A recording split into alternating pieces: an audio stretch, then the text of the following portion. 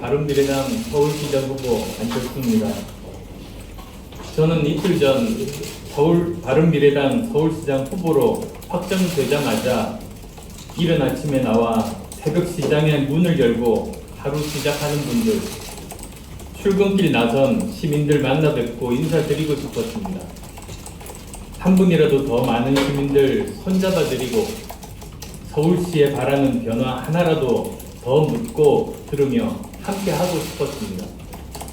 마음은 굴뚝 같았지만 그러지 못했습니다.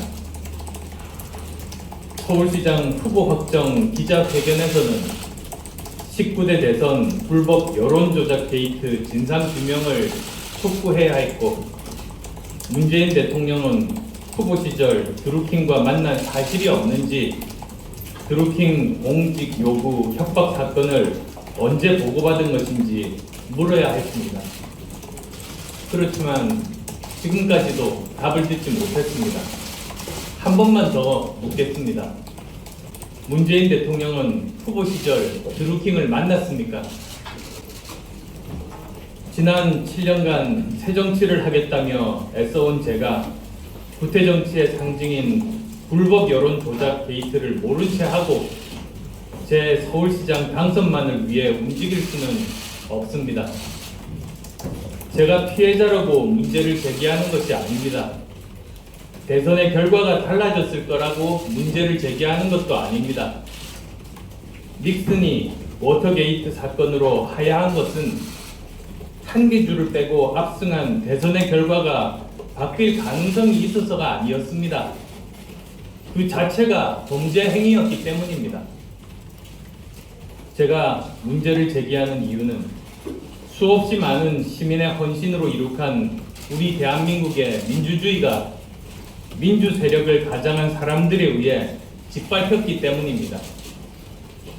날조된 후문을 덧씌워 가능성 있는 후보를 추락시키고 조롱, 혐오의 말을 보완해 프로그램으로 퍼뜨리는 행위로 국민의 정치적 선택을 왜곡해 권력을 쟁취한다면 이 나라의 앞날은 이미 어두운 것입니다.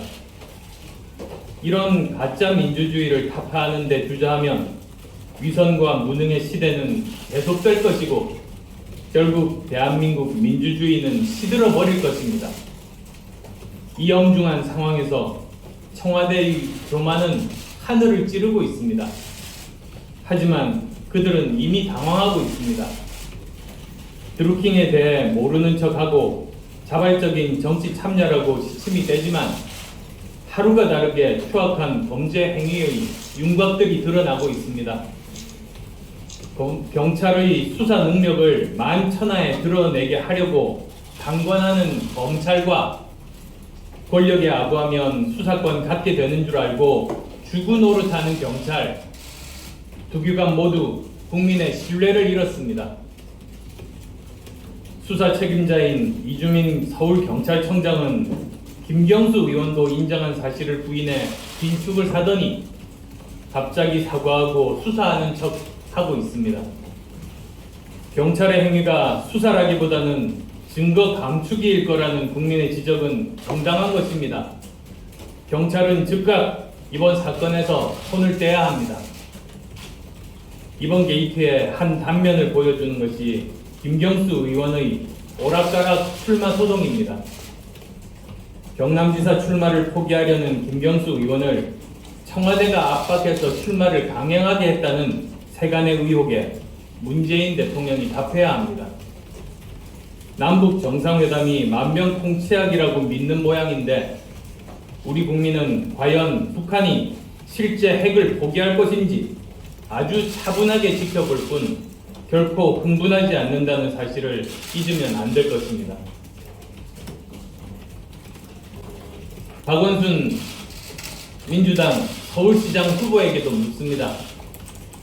김기식과 김경수 후견인 역을 자임했는데 그것은 서울시장 후보가 되기 위해서 청와대에 충성한 것입니까? 아니면 본심입니까?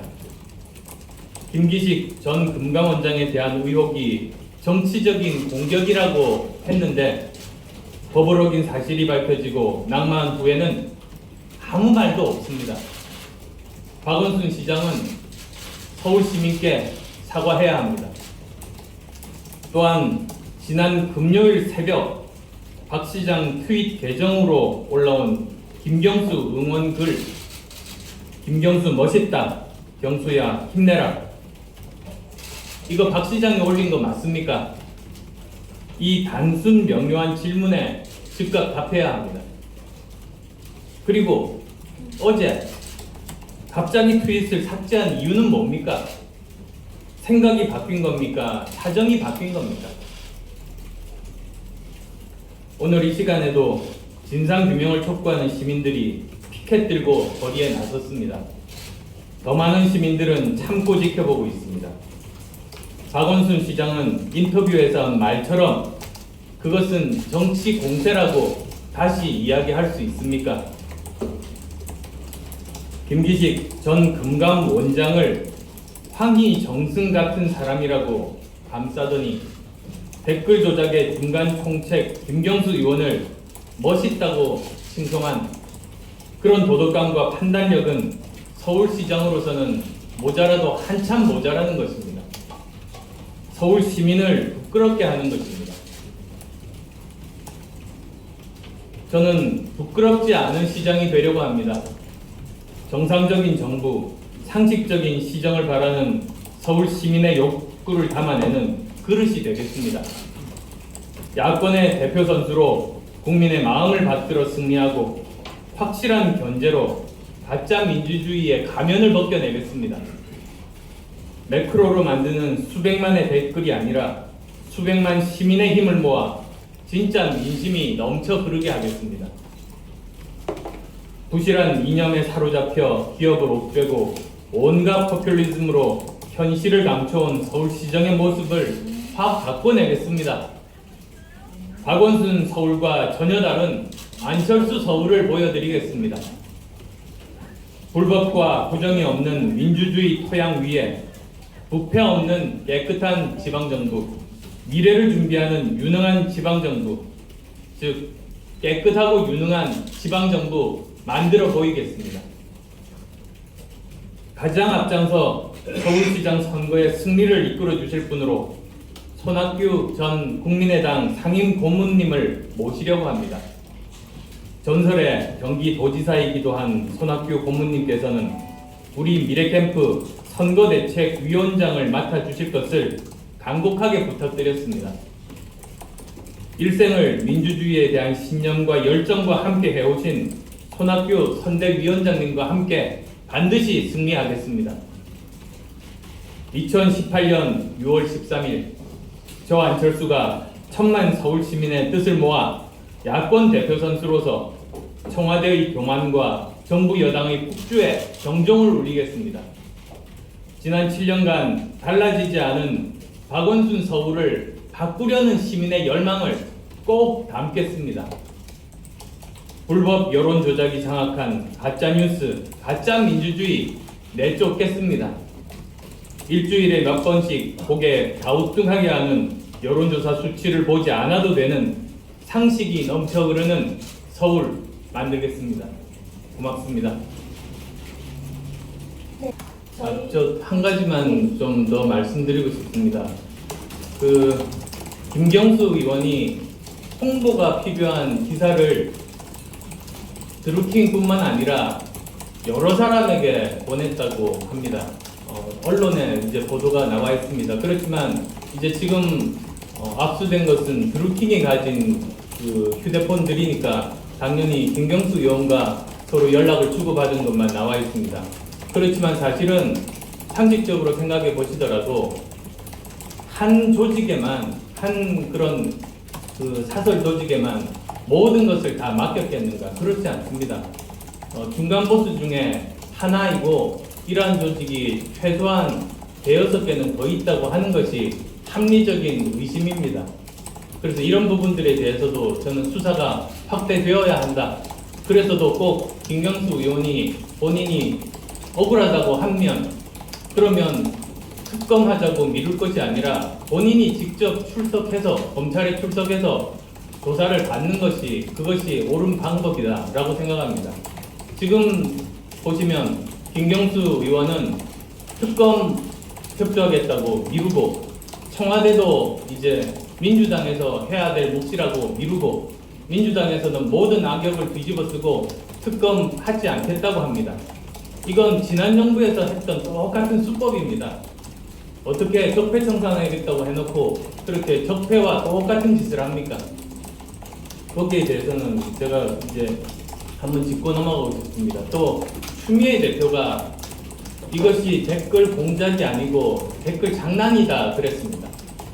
그런데 이 모든 일이 어떻게 밝혀졌습니까? 민주당에서 지난 평창 동계올림픽 관련해서 댓글 공격을 받고 나서 이거 댓글 장난 아니네 라고 해서 수사 의뢰한 겁니다. 본인들이 이 댓글 장난 아니라고 수사 의뢰해서 결과가 나온 걸 가지고 댓글 장난이라고 하니까 이 도대체 뭡니까? 아무 말 대잔치 하자는 겁니까?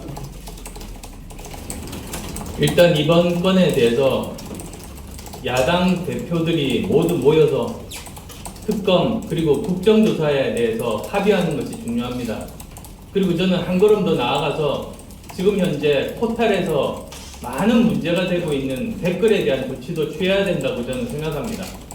지난 대선, 지지난 대선 국정원 댓글 조작, 드루킹 댓글 조작 계속 이용당했습니다. 지금 다른 나라에서는 이런 식으로 댓글을 쓰지 않습니다. 저는 최소한 댓글을 없애는 것, 저는 국회에서 논의가 시작되어야 된다고 봅니다. 그리고 한 걸음 더 나가면 포탈에서의 뉴스 장사, 저는 없애는 것까지도 검토해볼 시점이라고 생각합니다.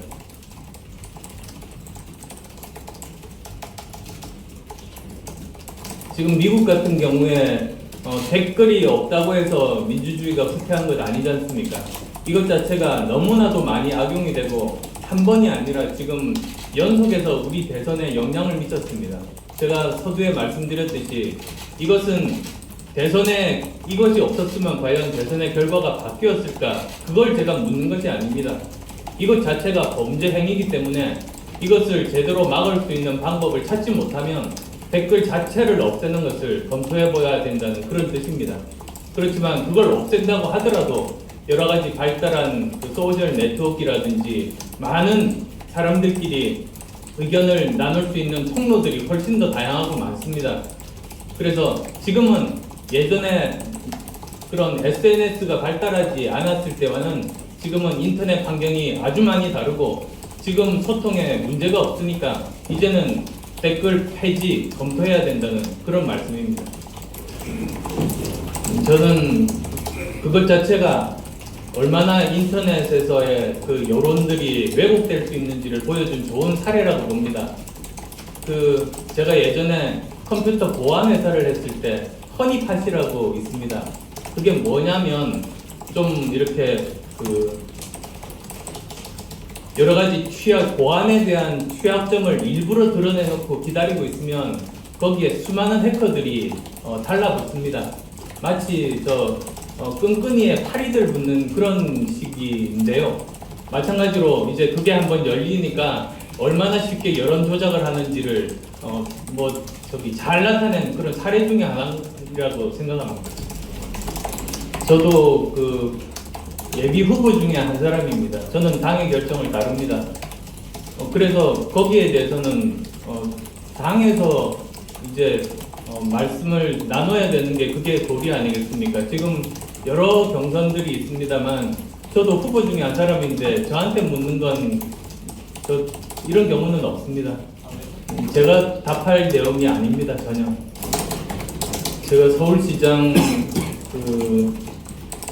출마 선언을 한 이후에 주로 집중적으로 서울에 있는 구청장 후보들을 25개 자치구가 있습니다.